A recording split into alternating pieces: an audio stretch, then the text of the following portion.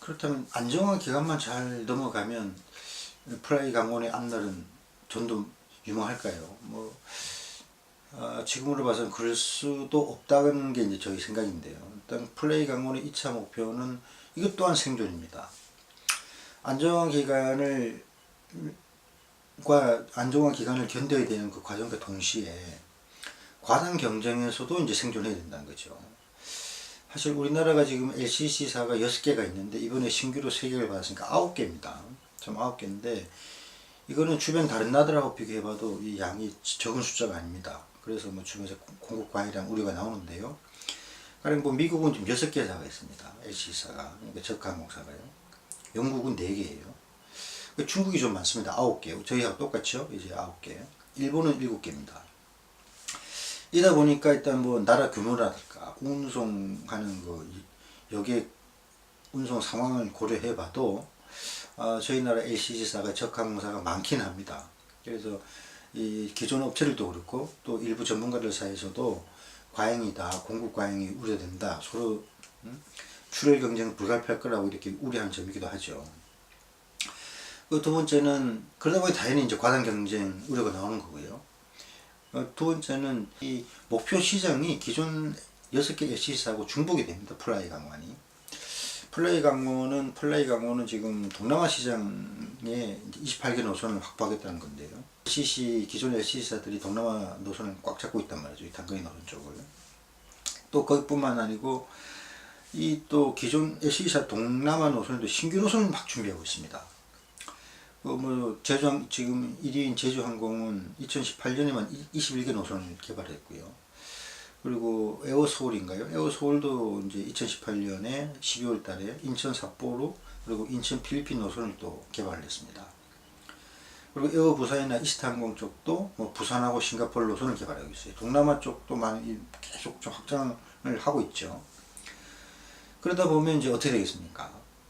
아무래도 이제 만약 수요가 폭발적으로 늘어나지 않는 이상은 공급 시장이 좀 과잉이 되다 보면 가격 경쟁이 불가피하고 그러다 보면 손익이 악화될 거란 말이죠.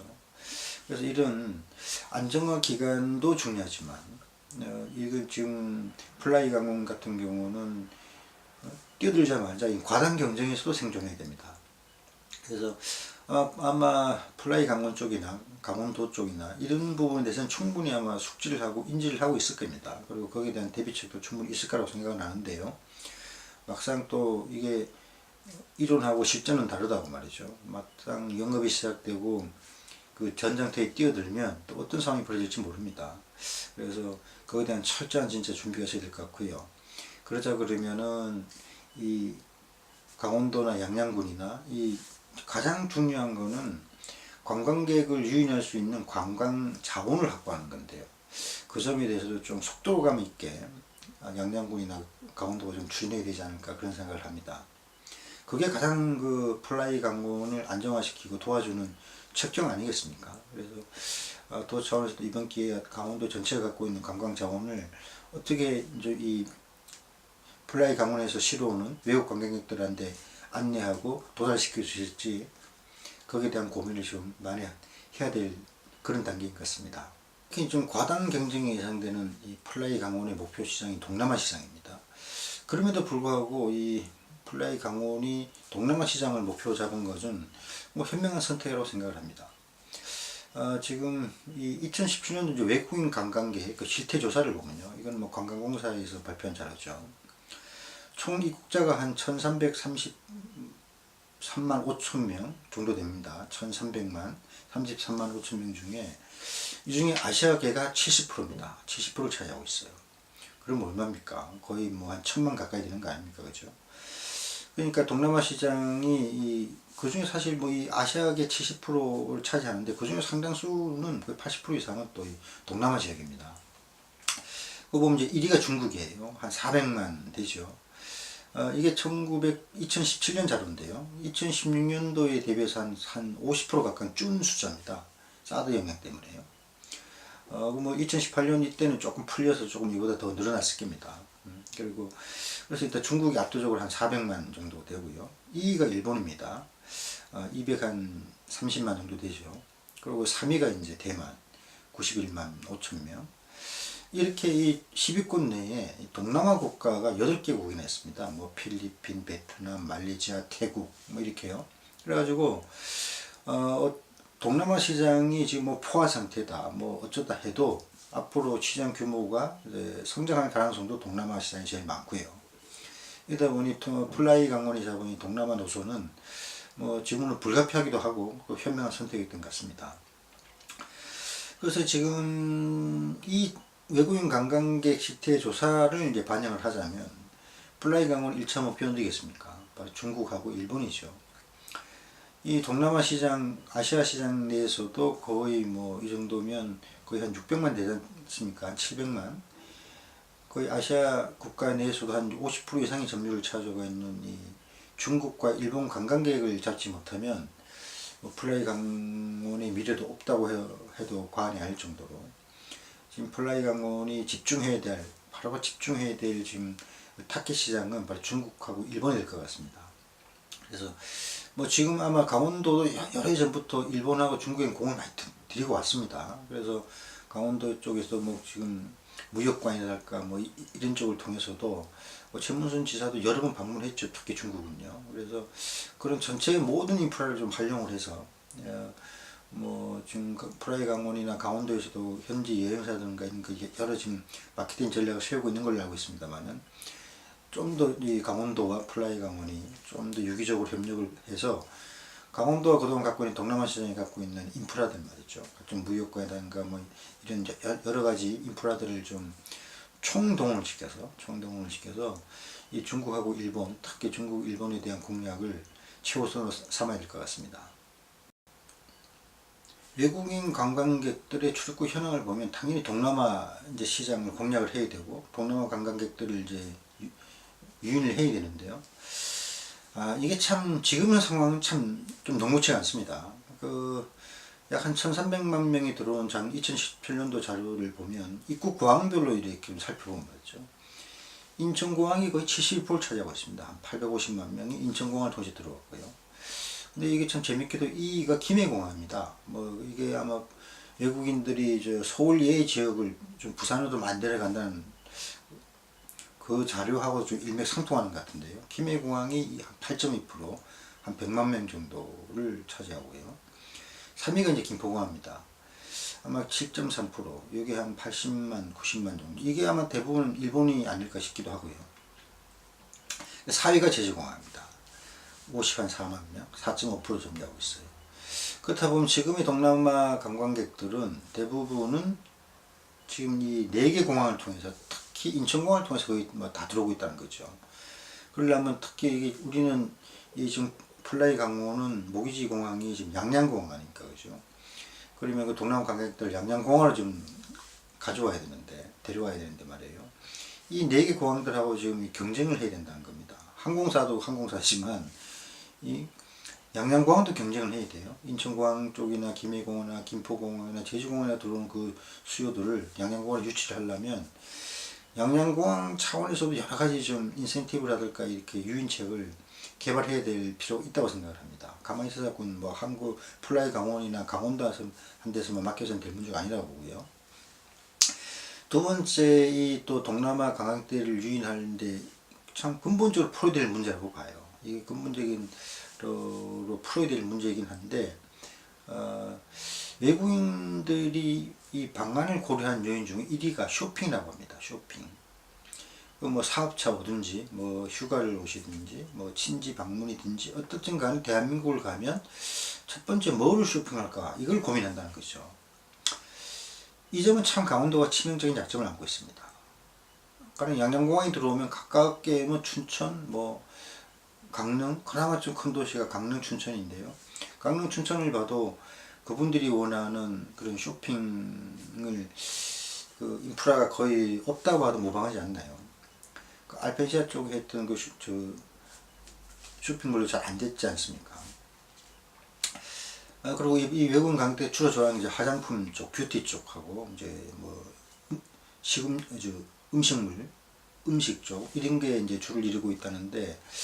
그리고 이제 의류 뭐 이런 게 아마 상위 품목인 것 같아요. 쇼핑에 의류, 음식물 그리고 이제 이 화장품 쪽, 뷰티 쪽. 근데 그런 게 이제 강원도 참 취약하단 말이죠. 그럼 과연 이걸 뭐 어떻게 연계시킬 방법은 없을까? 하여튼 이 부분에 대해서는 플라이 강원이나 그리고 저 양양공항이나 강원도나 양양군이나 한번 고민을 해봐야 될 것 같습니다. 외국인들이 가장 원하는 게 쇼핑인데 거기를 갖다가 만족시켜줄 수단이 없다고 손 놓고 있어는 안 되겠죠. 이 점에 대해서는 한번 진짜 심각하게 고민을 해봐야 될 것 같고요. 그 또 한 가지 좀 약간 이제 우려되는 요인 중에 하나는 이 외국인 관광객들이 일단 오시면 다 80% 이상은 이제 서울을 방문합니다. 서울 방문하고 이제 그 다음에 서울 이외에 또 어느 지역을 주로 이제 방문을 하느냐 물어봤더만요. 부산이 제일 많습니다. 15.1%예요. 그리고 제주가 한 10.8% 되고 강원은 6.8%입니다. 이게 이제 2017년이니까 6.8%예요. 2018년도 1, 4분기 같은 경우는 강원도가 15% 됩니다. 이제 동계올림픽이 열렸죠. 그런 양이 때문에 그래서 그런 좀 특별 케이스는 빼고 통상적으로 봤을 때 강원도가 6.8%밖에 안 됩니다. 그렇다 그러면 외국인 관광객들이 들어와서는 서울 이외, 사실 서울 이외에는 대한민국에 별 관심이 없다는 거 아니겠어요, 그죠? 그게 이제 쇼핑하고 이제 일맥상통 가는 부분이 있습니다. 그러니까 외국 관광객들이 들어와서 서울 일에 전부 다 80% 이상들이 머물고 그나마 가는 쪽이 이제 부산, 제주가 두 자리 숫자를 찍고 강원도는 거의 뭐 6.8%참 미미합니다. 그럼 이분들이 과연 양양공항으로 올지도 의문이고요. 그래서 양양공항으로 한두 번 왔다가 과연 이 만족도를 얼마나 느낄까에 또 참 걱정스러운 대목이기도 합니다. 이제 그러자면 근데 강원도는 이 6.8%도 사실 70%는 남이섬을 방문하는 관광객입니다. 그러니까 사실 남이섬 외에는 뭐 다른 지역 이게 남이섬 외에는 이제 겨울에 스키장들요. 뭐 용평이랄까 이런 이런 스키장들이 좀 차지하고 있고 설악산이 좀 있습니다. 요 세 군데를 빼고는 거의 강원도는 없다고 봐도 이제 무방합니다. 그럼 이 편중된 것을 어떻게 해야 할 건가? 서울 이외에 방문하는 지역도 빈도도 좀 낮은 것도 문제지만 그분들이 대부분 한 70% 정도는 남이섬에만 멈춰버리고 그리고 뭐 스키장은 이제 계절 특수니까요. 겨울에만 가는 계절 특수고 그리고 이제 설악산 정도이다 보니 이 관광 자원을 좀 더 좀 폭넓게 좀 개발을 해야겠다는 점이 여기서 좀 나오고 있습니다.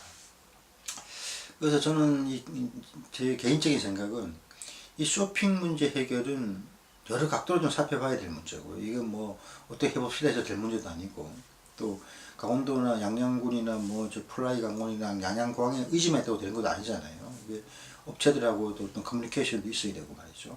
여러 가지 인프라 문제를 상회하려면 여러 가지 고려 요소가 많을 겁니다. 쇼핑 문제는. 그렇지만 단장은 이 설악공 관광 자원들을 좀 개발하는 게 어떨까 싶어요. 그래서 지금은 저 설악산 케이블카, 오색 케이블카가 지금 발목이 잡혀 있는데 이게 좀 빨리 풀려야 될 것 같습니다. 지금 설악산 하나로 갖고는 좀 부족할 것 같아요. 외국 관광객들이 실버 관광객도 많이 있고요. 아이들 관광객도 많이 있으니까 이 참에 빨리 이 설악산 케이블카 문제는 조속히 좀 해결해야겠다. 그래서 그게 새롭게 이 플라이 강문의 등장과 함께 양양공항으로 들어오는 관광객들한테 설악산 케이블카를 통한 이 설악권으로서 유인이 좀 시급한 문제라고 보고요.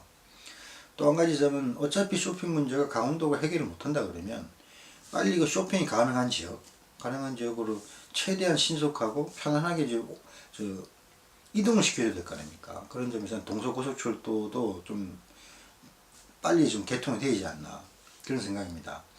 사실 외국인 관광객들 여행해 주기면 개별 여행이 많습니다. 이 개별 여행 추세가 계속 늘어나고 있어요. 단체 여행보다 80% 2017년 자료를 보면 80% 이상이 개별 여행입니다.